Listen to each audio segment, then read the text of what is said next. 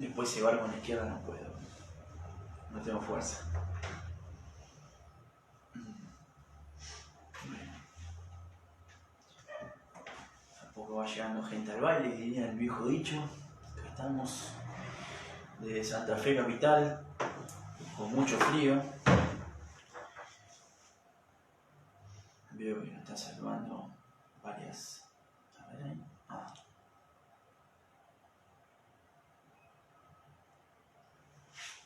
Mientras esperamos que Victoria se sube, vamos viendo a ver quién nos saluda ahí. Noel Fernández, Raval Aguirre, manda ahí saludos. Está conectado Benassi Gabriel, un saludo también, compañero Benassi. Vamos a esperar que Victoria se vaya sumando.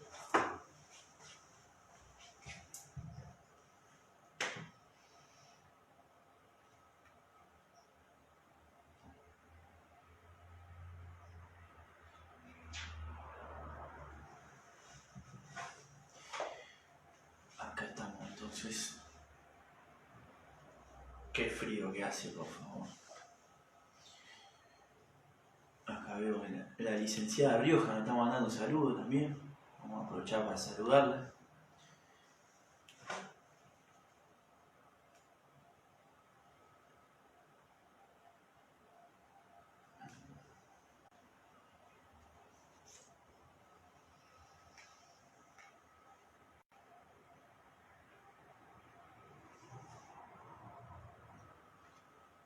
Estamos esperando entonces que Victoria se pueda unir a este vivo. Compañera Bonifaci también saludándonos. Gonzalo Teiter, hola Gonza, ¿cómo andás? Compañera Andrea Leti, ¿cómo estás también?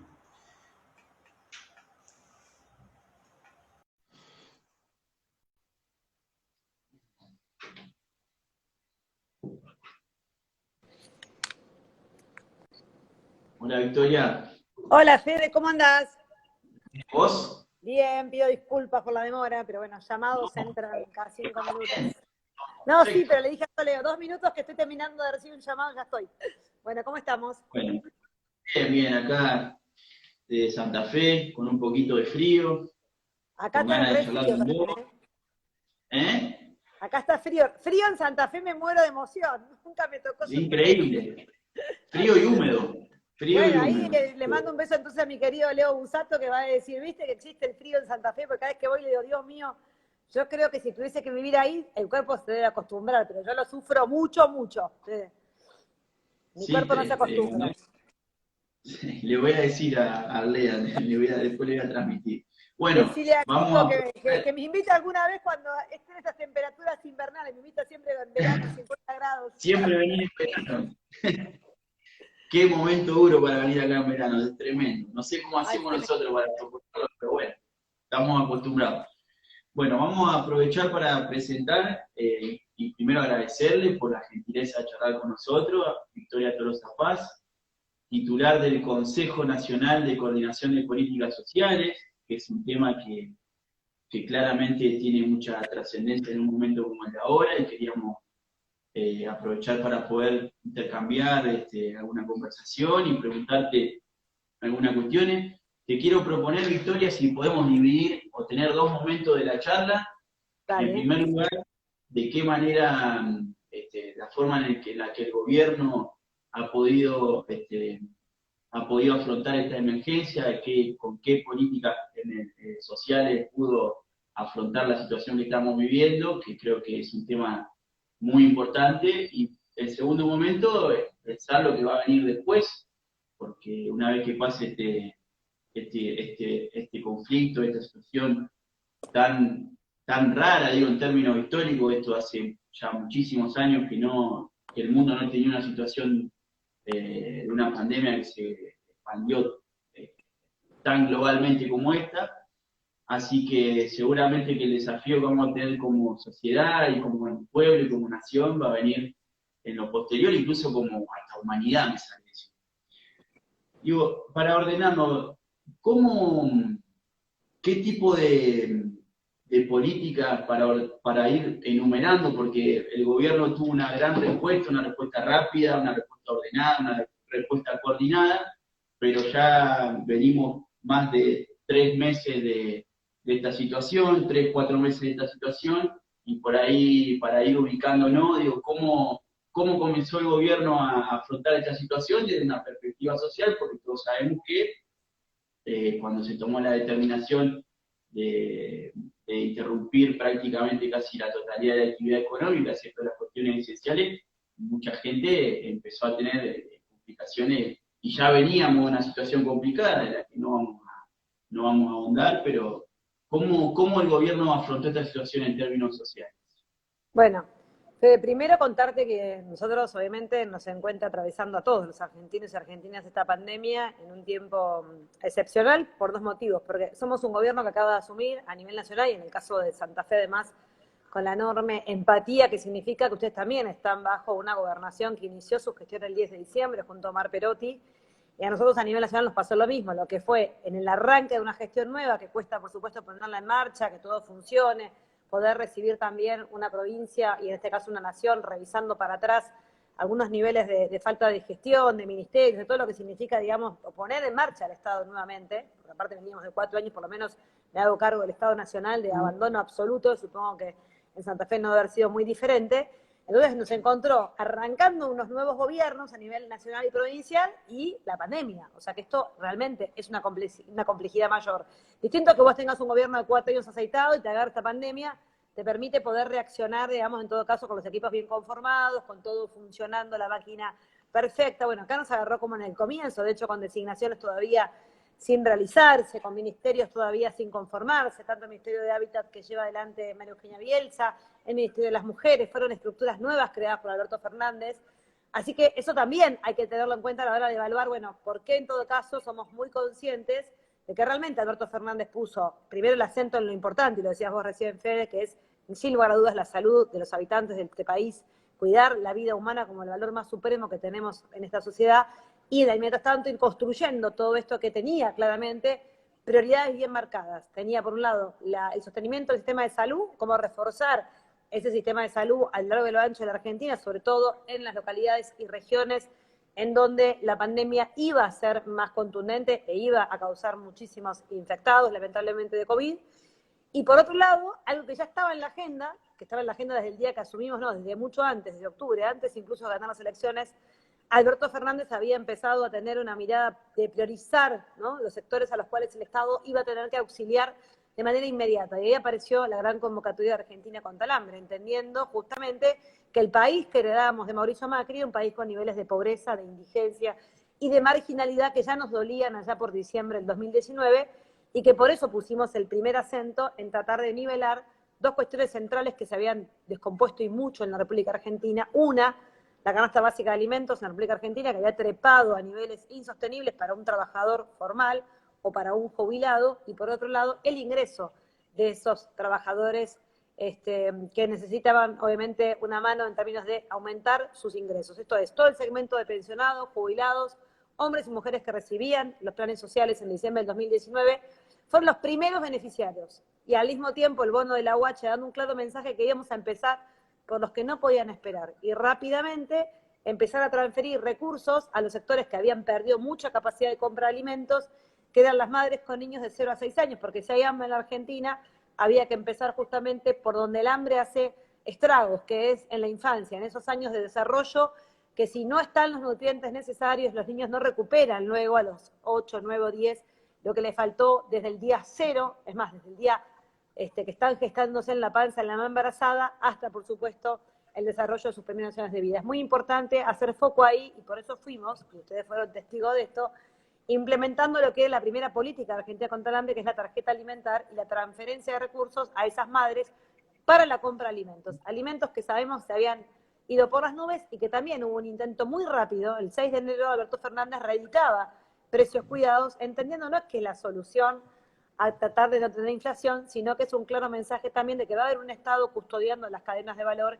y custodiando justamente cómo se construye el precio para el consumidor en la República Argentina. Tarea nada fácil, quiero decir, y que acá sí compete, por supuesto, muchísimo al gobierno nacional, al provincial e incluso dotando a intendentes vía un decreto de la potestad de poder, por supuesto, aplicar multas y sanciones a aquellas personas que incumplen los precios de precios cuidados en lo que es la canasta básica de alimentos.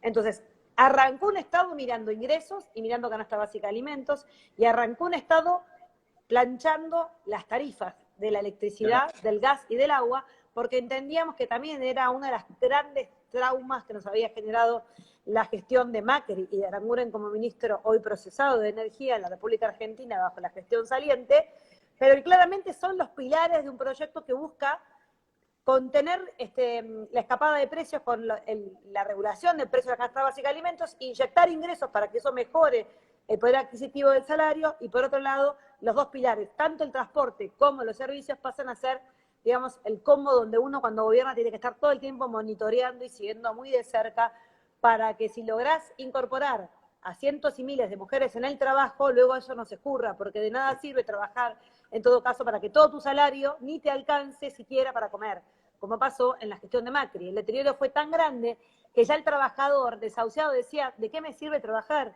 14 horas por día si ya no puedo ni llegar al día 5 del mes? Ya no puedo comer, ya no puedo tener una previsión sobre qué hago con mi ingreso. Bueno, esa es la actividad política por esencia nuestra, ¿no? El objetivo nuestro es cuidar justamente estas cuestiones que habían sido muy descuidadas, y así arrancó el gobierno de Alberto Fernández. Luego llegó la pandemia. O sea, a los 90 días de estar con esto en la cabeza y con esta mirada de la política social, llegó la pandemia. Con lo cual requirió, Fede, de mucho expertise y de mucha cintura para ir cubriendo esto que nosotros llamamos el estar con todas y todos de la mano, sabiendo, Fede, que no hay nada que pueda hacer el Estado Nacional e incluso el provincial que vaya a cubrir en igual magnitud e ingresos a lo que el hombre de a pie común, hombre o mujer en la Argentina, generaba de ingresos por su actividad paralizada. Esto lo tenemos muy claro. Entonces, cuando me llaman y me dicen, Victoria, ¿vos te pensás que yo con 10 lucas vivo? Yo les digo, sé que no, compañero, sé que no.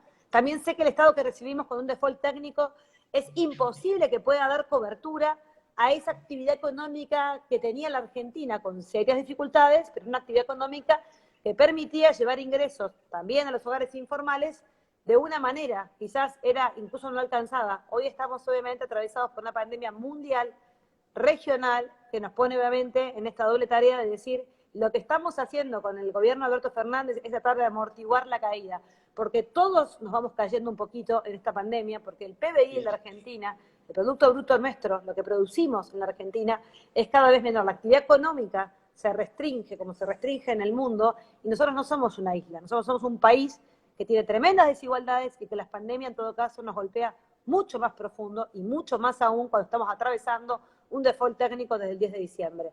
Entonces, la verdad que es para, en todo caso, mirar, no el vaso vacío, porque esto es parte de la realidad, pero sí mirar el enorme esfuerzo que ha hecho Alberto Fernández en estos 120 días de pandemia, ¿no?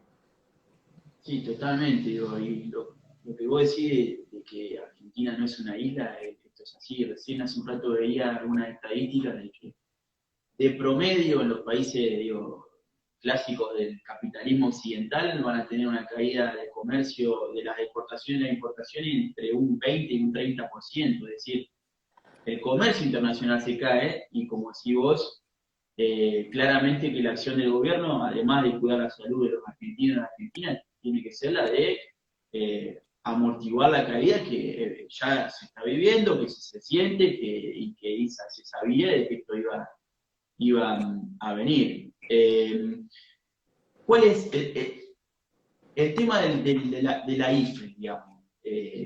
La IFE es un gran paraguas en algún sentido. Yo, en la recorrida que tenemos en el territorio, nos ha pasado que la gente lo ha, digo, ese paraguas, ese colchón de que estábamos mencionando, claramente esto es así. Ahora, te estuve escuchando a vos y viendo de que ahora empezamos a discutir la idea de una renta universal. ¿Esto es así?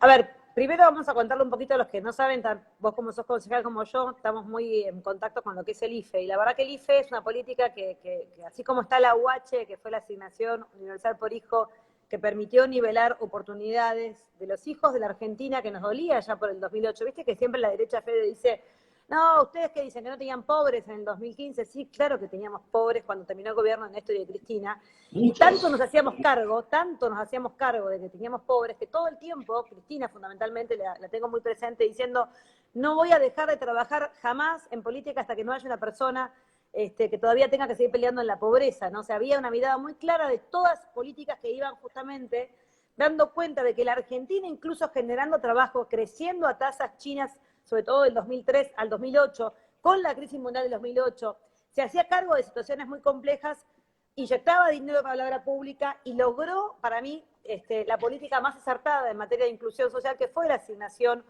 universal por hijo, nivelando a los niños en la República Argentina sin que haya distinción si ese hijo nacía en un hogar con un padre con trabajo blanco y formal o si nacía en un hogar con un trabajo informal o en la casa de un hogar con mamá y papá desocupados. Para eso Cristina tuvo la gran idea de nivelar. Los niños son realmente de los primeros y los únicos privilegiados en esta Argentina y niveló para arriba el ingreso. Ese ingreso de la UH permitió, obviamente, ya lo sabrás, que cientos y miles de niños tuvieran mayor rendimiento educativo, mayor terminalidad educativa, porque había dos condiciones claves, salud y educación. Sí. Y ambas, todas las evaluaciones que hacen, y ahí la derecha no le puede pegar a Cristina porque todas las evaluaciones privadas y públicas dan cuenta del éxito de ese gran derecho al ingreso a la niñez que tiene que ver con la UH.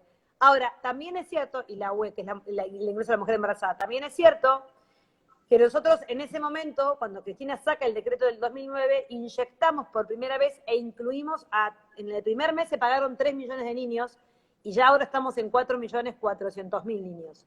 Ahora, no tuvimos nunca más una experiencia de semejante nivel de capilaridad, o sea, de tremenda dispersión territorial y de transferencias del Estado Nacional hasta los niños de Humahuaca hasta, por supuesto, nuestra Ushuaia profunda.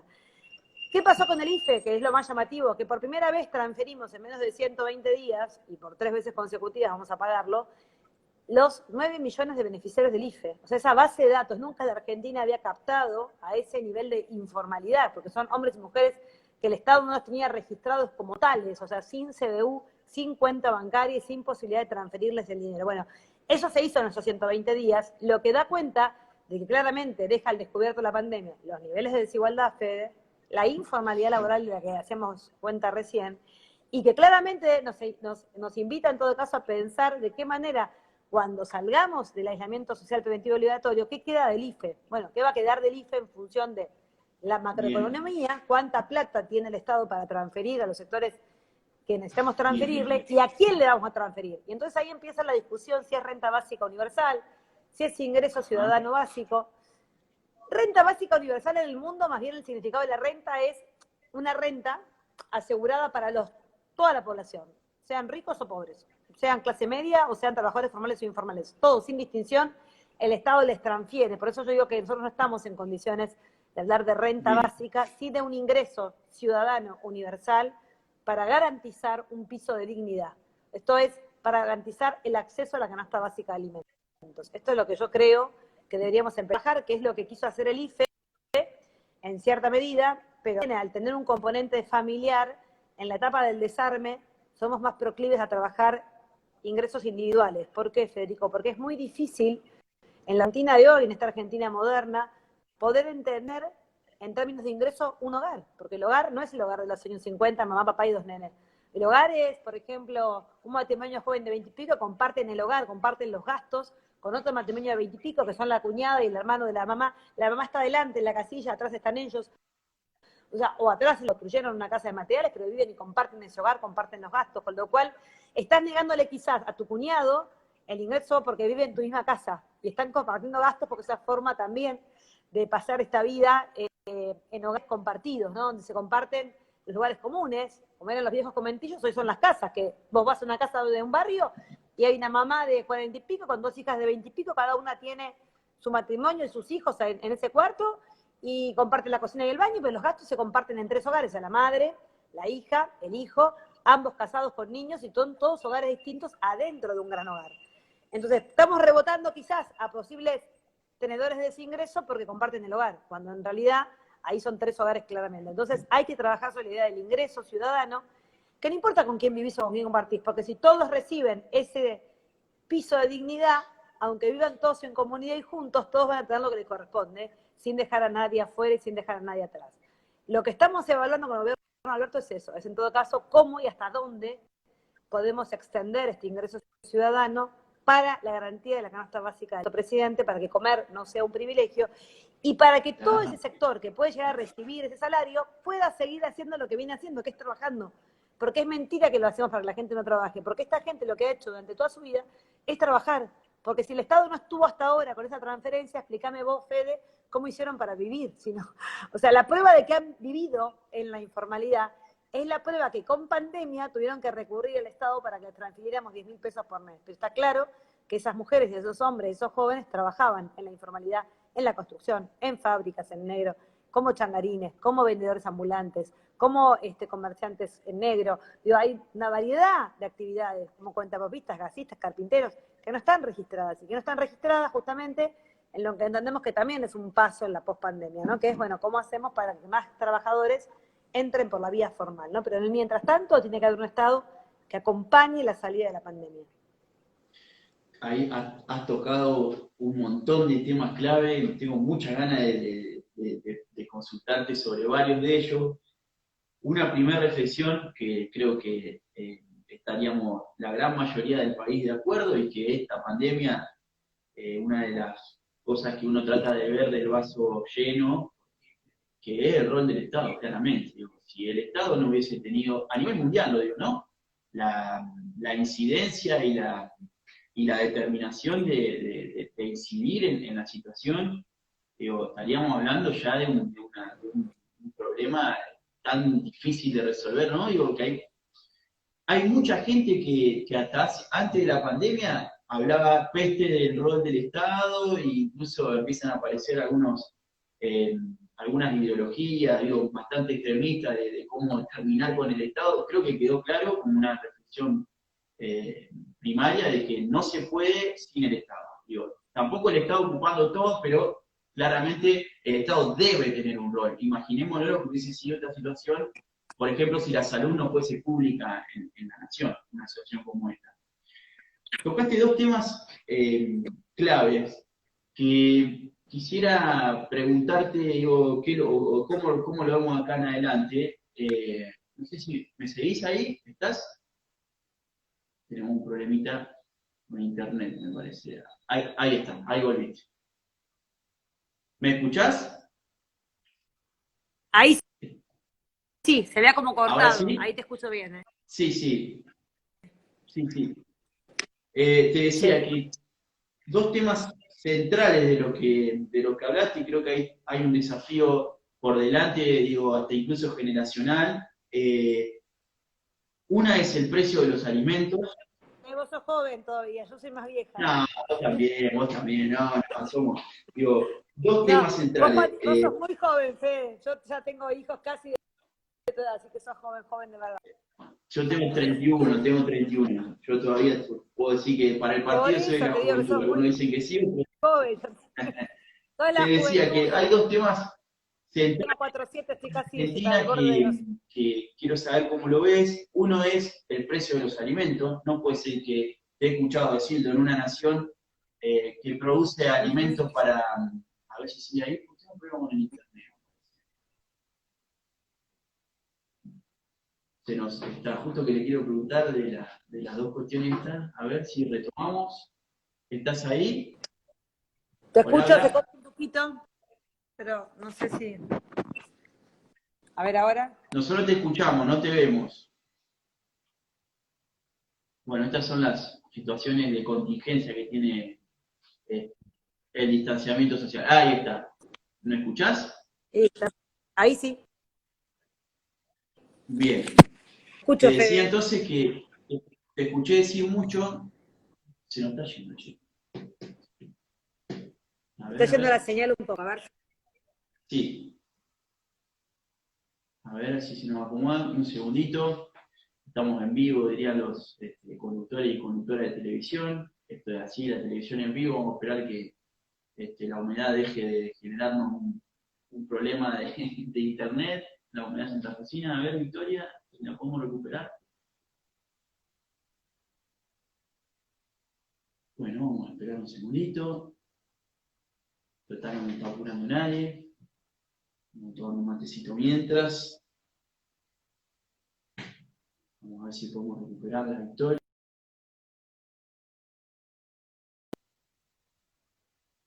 Bueno, ya vamos a volver. Tenemos un pequeño inconveniente técnico.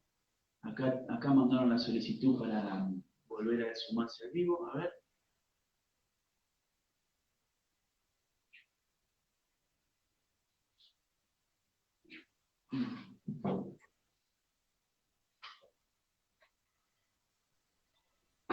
¿Ahora sí?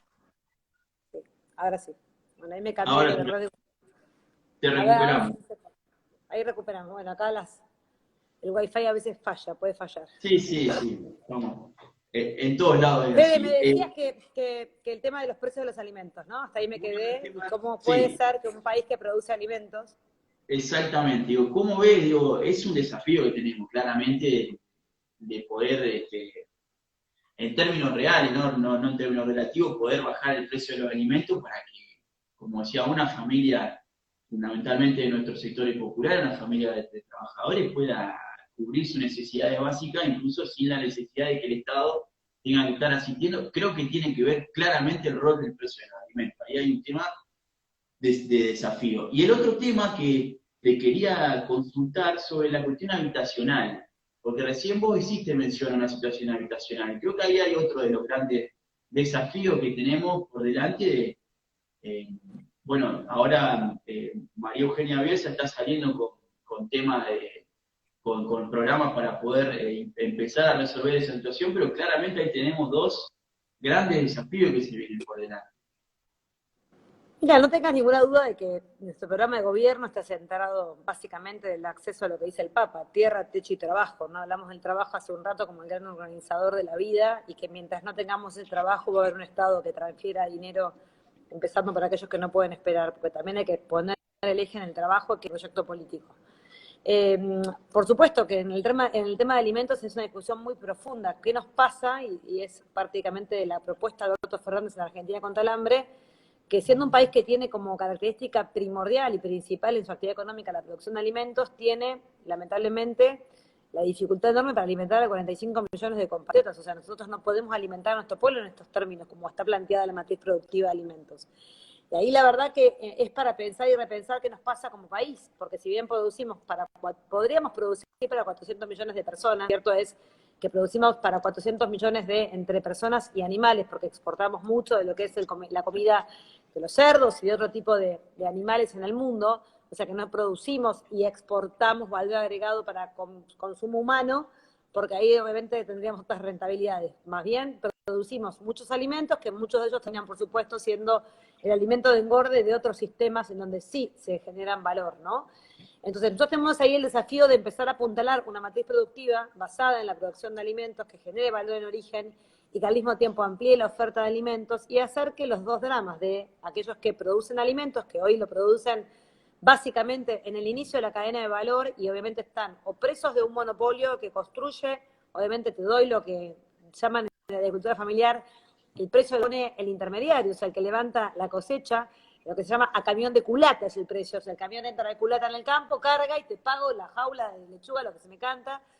Entonces, esa situación de debilidad en el inicio de la cadena de valor pone a quienes producen alimentos en una situación de muy debilidad, obviamente, y de dificultades muy grandes en la comercialización. Entonces, por un lado, que haya obviamente una mirada del Estado viendo y custodiando cómo se producen los alimentos en la Argentina, de esta economía, digamos, de la agricultura familiar, que es la que llega a la mesa, porque nosotros no comemos esto que contamos que comen los chanchos de China o de otros lugares del mundo, comemos lo que básicamente se produce en la Argentina y que llega a nuestra mesa normalmente muy caro, producto de que hay cadenas de comercialización con muchos niveles de concentración, y por otro lado hemos perdido la pauta del consumo de cercanía, del consumo local, la feria de productores del barrio, del pueblo, de donde estemos, van perdiendo obviamente forma de hacerse cargo de esos mercados. Entonces ahí hay todo un trabajo para hacer de la economía y los comercios de cercanía para, por supuesto, ampliar la matriz productiva de esa forma de producción que está centrada en un trabajo digno, que está centrada en el hombre y la mujer campesina de nuestro interior profundo, que necesitamos que produzcan de manera, por supuesto, con todos los derechos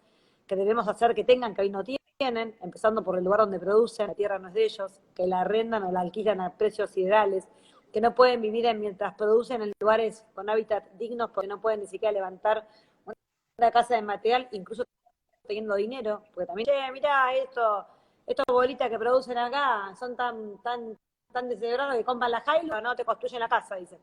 Yo me da una bronca porque no, se compran la Hilux porque pueden crecer, pueden comprarse un vehículo, pero no pueden construir su casa como quieren y como anhelan. Con datos de arrendamiento de la tierra está prohibido la mejora de construcción y de materiales sólidos en esos terrenos. Entonces, hay unos niveles de injusticia tan grandes que tenemos que trabajar claramente en un proyecto que empiece a tener la mirada de la tierra, en la distribución de la tierra para los sectores que producen en la Argentina, promover justamente prácticas de la agricultura familiar que generen obviamente esta producción que queremos ampliar, que haya más producción de esta manera, con garantías laborales del sector que las produce, con acceso a la tierra y con viviendas dignas, porque obviamente si el Estado no hace eso, esa comunidad va a seguir produciendo, va a tener niños en la Argentina, que son argentinas y argentinos que nacen y crecen y se desarrollan con niveles de dignidad muy profundos, que luego esos niños que quizás hasta que tienen problemas de nutrición por la lejanía, por la distancia, porque es conectividad, van quedando, como digo yo, rezagados y nos cuesta mucho en todo caso también la inclusión de esa población en el circuito educativo, en el progreso que tengan, y que lamentablemente todo inicia en el primer punto, que es de quién es la tierra, y los niveles de concentración de la tierra en la Argentina, o cómo el Estado que tiene tierras no tiene un plan productivo de las tierras fiscales para poder justamente armar las colonias de agroecología, las colonias productivas, para que no solamente promovamos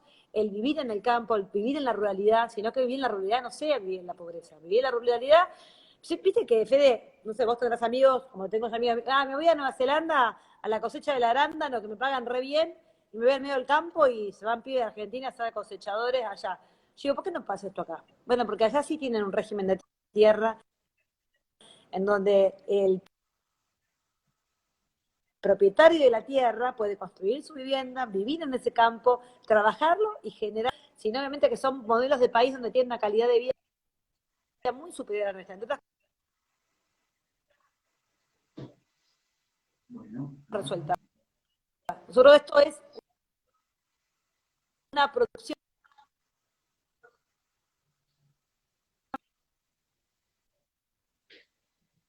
Internet se ve que Internet lo está manejando para alguien del gorilismo, que no nos puede.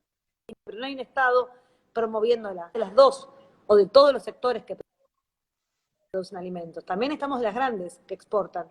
¿Por qué? Porque necesitamos esas divisas.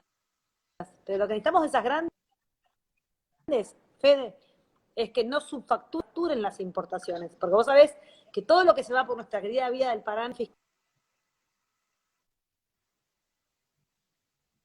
de Santa Fe, y que han sido tapa de diario en los últimos 20 días. Pero también tiene que haber una mirada del Estado ahí, el Estado regula la entrada de...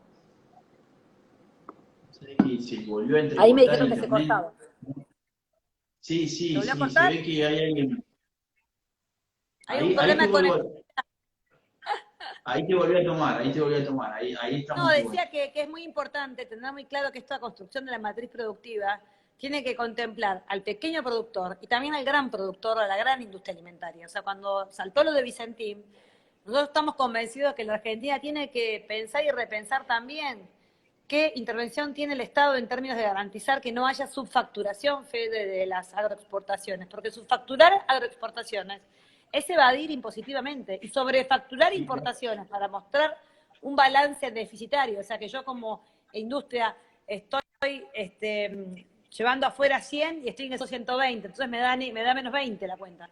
Te miento como Estado, me muestro débil en mis balances, salgo a pedir, como hicieron muchas de estas empresas, estafando doblemente al Estado, una con la evasión fiscal y otra con créditos, obviamente, que luego van a poder ser pagados si seguían con este nivel de fuga. Entonces, que el Estado promueva la actividad privada, porque como vos bien dijiste, Alberto Fernández siempre habla del equilibrio, ¿no? El equilibrio de un Estado es justamente, como dijiste recién, hacernos cargo de la salud pública, pero por supuesto promover que haya un sistema de salud privada. Nosotros no estamos en contra de la salud privada. Lo que decimos es que el Estado debe garantizar para los sectores que no eligen la salud privada, que no pueden elegir porque no acceden a ella, tener una buena plataforma, un sistema de salud pública. Lo mismo con la educación. Nosotros no estamos diciendo, che, cierran todas las escuelas privadas. No, para nada. Promovemos y de hecho muchas veces el Estado subsidia esas escuelas parroquiales y privadas. y subsidia en grandes porcentajes, porque obviamente entiende que la construcción de la educación es también pública y privada, pero con obviamente la mirada del público en cuanto a la gestión. Y la matriz, digamos, lo que queremos educar. Lo mismo pasa con la salud. Ahora, el problema lo tenemos con la producción de alimentos. Nosotros, cuando hablamos de estas cuestiones, algunos piensan que queremos expropiar todas las empresas privadas. No, para nada. Queremos que haya cada vez más inversiones en producción de alimentos acá en la Argentina, pero por supuesto con un control muy grande del Estado. Porque te quiero ir a ver a vos qué pasa en otro país si subfacturás exportaciones y subfacturás importaciones. Totalmente. El juicio que tenés, el delito que cometes, el daño que haces, entonces ahí sí. Yo creo en un Estado que, por supuesto, primero tenga el control de su vida navegable. O sea, la agroexportación de la Argentina no es. Y sobre los granos en los ríos. Acá pareciera que el Estado se fue corriendo un poco de todo, los puertos están en manos privadas, la pesca está concesionada y se tiran todos los... Ayer escuchaba un informe sobre, lamentablemente, la pesca, cómo la estamos tirando, porque si los estándares de lo que exportamos son unos camarones o langostinos de este tamaño, si sacasen del mar un langostino así y no es tu cliente, vuelve al mar, ya te tiraste. O sea que ahí también hay una pérdida, ¿no?, de un alimento tan importante para la Argentina. Entonces, cuando hablamos de que el Estado tiene que justamente regular eso, sí, que el buque cargue, que me diga lo que se está llevando al mar, que pague por eso, pero que el resto de la carga, que quizás no es el estándar de ese que tiene que exportar, quede en la Argentina para el consumo de los argentinos de la Argentina, porque el camarón, o el langostino, o la pesca de determinado tamaño no se hace ningún problema a nosotros, al contrario, la queremos. Entonces, para eso el Estado tiene que tener una actividad centrada en la alimentación de nuestro pueblo, tiene que tener una mirada puesta en cómo alimentar los 45 millones de compatriotas.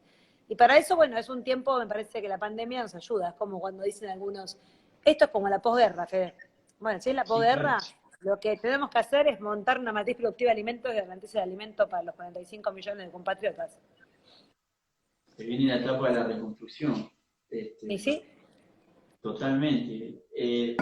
Incluso recién hacían mención a los países europeos, sus políticas en términos alimenticios. Hay muchos ejemplos históricos donde tienen una intervención extremadamente dura para que su pueblo pueda alimentarse y que muchas veces desde los sectores del antipueblo, digámosle derecha, yo soy muy esquivo a hablar de derecha e izquierda, pero bueno, vamos a ponerlo en esos términos, de la derecha o el antipueblo, tienden a admirar a las políticas de estos países europeos y bueno, deberían prestarle un poquito más atención cómo graban la renta, las políticas alimenticias que tienen, las determinaciones que están tomando con las empresas privadas de algunos servicios públicos que se están cayendo, cómo el Estado interviene directamente. Digo, muchas veces se admira selectivamente a los europeos. Y sí, es como decís vos, siempre se admira o a Estados Unidos o a Europa en las cosas que nosotros queremos que los admiren porque tienen sistemas de proteccionista o estados muy reguladores, esa parte no la admiran.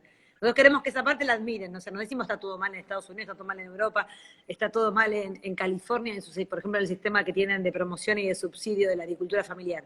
No, queremos que esas cosas son realmente cuestiones muy importantes y por eso ellos logran normalmente tener relaciones entre el salario, vuelvo a repetirte, y la canasta básica de alimentos, incluso en Inglaterra, muy fuerte y muy instalado por años y años y años, son políticas que nadie las toca, o sea, que no te aumente el precio de la leche, que la manteca salga tanto, que el pan salga tanto, y que el trabajador tiene un ingreso acorde a esa canasta básica de alimentos, son políticas públicas de Estado que gobiernan y gobiernan no se tocan, y que hay un gran sentido del proteccionismo del Estado en esos términos. Acá, cada vez que nombramos la palabra Estado, a algunos les agarra, se ponen cerillas, se ponen piel de gallina del ataque que les agarra, porque enseguida ponen el énfasis en este Estado para ellos elefantístico, o con elefantosis, que creemos que somos los que generamos los males de la Argentina. Y los males de la Argentina está claro que han estado bien al servicio en todo caso de un Estado que se ha corrido o ha sido un Estado bobo, más que...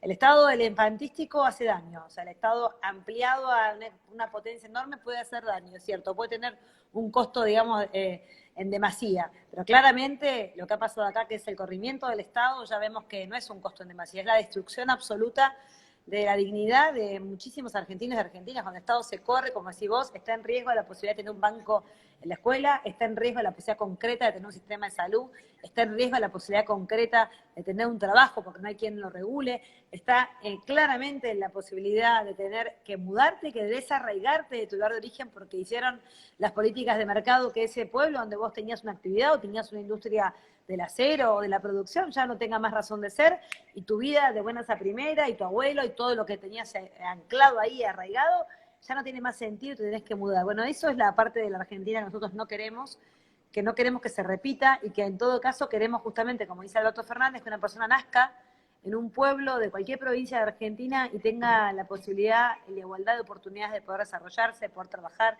de poder estudiar y tener una vida digna. Para eso es que entendemos que nuestro sistema, por supuesto, universitario público ha sido muy importante. Hoy hablaba con el decano de la Universidad de Jujuy, de la Universidad Pública de Jujuy, comentábamos sobre esto, ¿no? Sobre las 56 universidades públicas y todas las que faltan todavía en nuestro interior profundo para seguir, por supuesto, ampliando la posibilidad de oportunidades para los jóvenes, ¿no? No solamente que nazcan en un pueblo, que puedan ir a la escuela primaria y secundaria, sino que puedan obviamente estudiar y volver a ese pueblo a desarrollar, ¿no? También. Entonces, bueno, queremos y soñamos con esa Argentina y creemos que la vamos a hacer, que la reconstrucción de la Argentina tiene mucho que ver con esto, tiene mucho que ver con como la, no sé, y bueno, pero cómo y de qué manera para justamente que no sea la concentración de unos pocos, sino la posibilidad de unos muchos de tener trabajo, ¿no? Que esa matriz productiva tenga que ver con la generación de trabajo. Eso es lo que anhelamos y lo que profundamente queremos empezar a trabajar junto a los gobernadores y a los intendentes, porque queremos que esto lo vamos a sacar de la mano de un proyecto productivo, industrial y de desarrollo de la mano de cada uno de los gobiernos provinciales y locales. No hay ninguna duda de que vamos a salir adelante. Te quiero agradecer por la gentileza de que te hayas tomado unos minutos para poder conversar con nosotros. Espero que puedas conocer nuestra Santa Fe en una época donde no te piquen tanto los mosquitos. Vamos a hablar con el compañero Busato para que sea bueno en ese sentido, porque acá... Aquí con los decimos ya, que me invite antes de que termine el invierno, si puedo salir, o sea, tenemos que hacer una promesa, si termina el COVID rápido y todavía no hace este calor que me aplasta en Santa Fe, me voy a Santa Fe. Pero nunca tuve la dicha, esto que me decís, estás fresquito en Santa Fe, bueno, yo la verdad que no conozco Santa Fe así, conozco Santa Fe con mucho calor, un cariño enorme y me encanta ir, además tenemos la mitad de la familia ahí, a Luli con las nenas y a Kiko, pero claramente... No me da que te perdimos. Hay que ver si la repito. Internet no nos ha dejado tranquilos.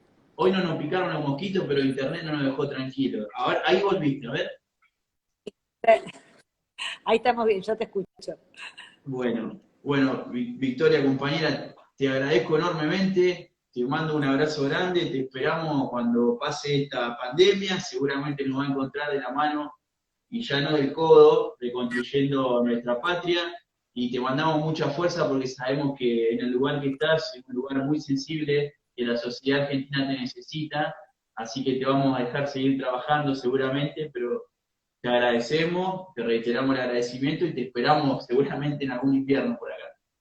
Claro que sí, Fede, nos vamos a seguir viendo en el camino de la lucha y de poder recuperar cada pueblo y cada rincón de la patria que todavía falta recuperar, falta que sea gobernado con estos criterios que decíamos recién de igualdad, de equidad y de justicia social que tanto nos mueven y que seguramente por tu historia, porque leí parte de tu recorrido político y le dije a Sole que nos ayudó a que esto sea posible. Ya lo quiero, Fede, cómo se comprometió después del drama del 2003. Yo era funcionaria, era joven, todavía estaba en desarrollo social de Nación, así que fuimos parte del equipo de Ginés en salud y de Doga en Nación para estar ahí asistiendo en ese momento tan duro de la Argentina y que tanto dolor nos causó.